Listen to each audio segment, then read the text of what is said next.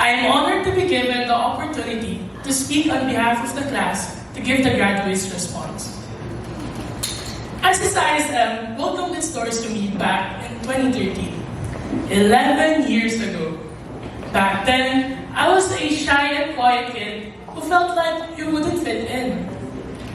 Years passed and I adapted, though my efforts are what I would call just okay. I was comfortable just getting good grades. Over the years, my aim for my grades have gotten higher. But I remained that introverted kid who only cared about grades until the end of 10th grade. I had a wake-up call. I couldn't just focus on academics. I needed to widen my horizons. So I ran for student council as a grade 11 representative. And I got the position. Despite my shyness and fear of trying new things, I eventually pushed myself to engage in public service and public speaking. At the end of that school year, an opportunity arose to run as student council president.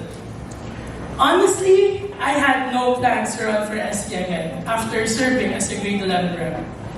Despite encouragements from my classmates, I declined, feeling unqualified for a higher position, especially president. On top of that, I still feared public speaking, and I didn't know how to interact with people I barely knew. Months passed, and the encouragement of my classmates persisted, saying things like I was qualified and that I had experience in the council. That was when it slowly came to me that maybe I do have what it takes.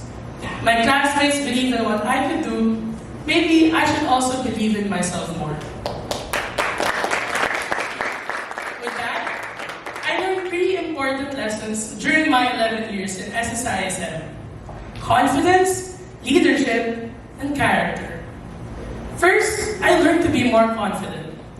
The teachers, classmates, and family who have believed in my abilities helped me believe in myself.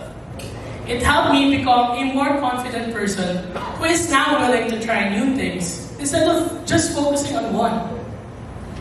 Gone were the days when I wouldn't participate much outside of the class.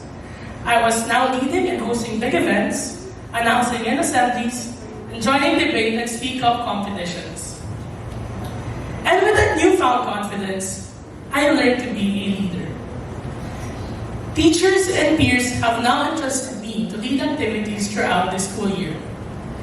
I learned from past experiences and the previous SC president that I couldn't just be a leader who orders people around. I had to lead with example, be dependable, and lastly, be someone who has a heart. We now have confidence and leadership. With the values imparted to me by my parents, together with my teachers, my character has developed. I still have a lot to learn and nourish to strengthen my character. I do believe that these experiences have formed me as a person. I'm not perfect, like our classmate. If you know, you know.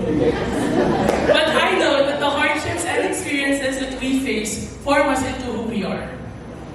And with that, here's to the people who have helped me throughout this journey. I wouldn't be where I am now without them. First of all, I would like to thank Almighty God, who has always been my source of strength and guidance. To Ms. Donna, Ms. Viola, Ms. Rochelle, and other faculty and staff, thank you for all your effort in helping us be our best selves in school, together with the others.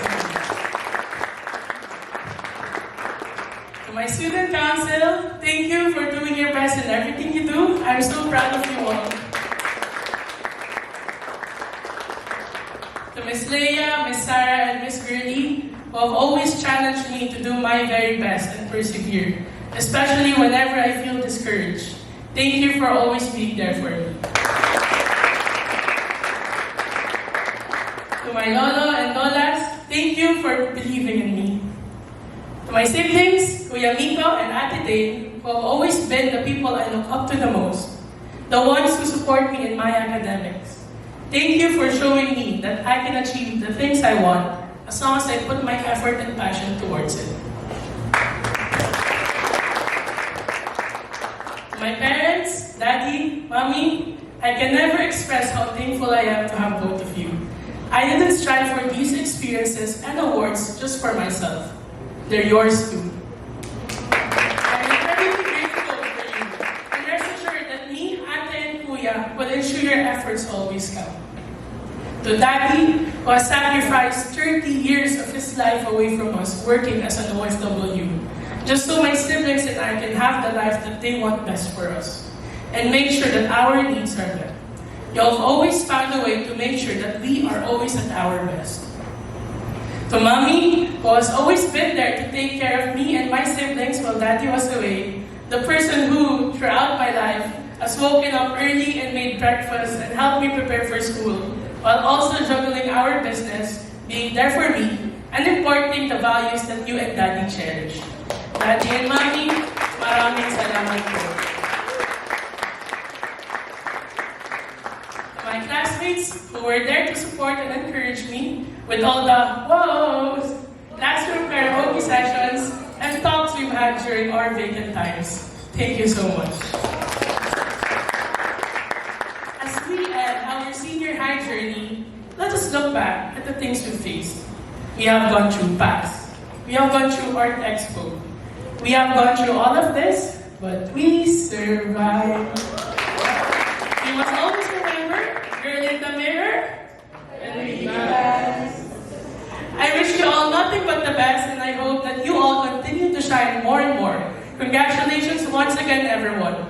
And with that, the 2023-2024 school year has come to an end. Congratulations, fellow graduates. God bless you all. Thank you.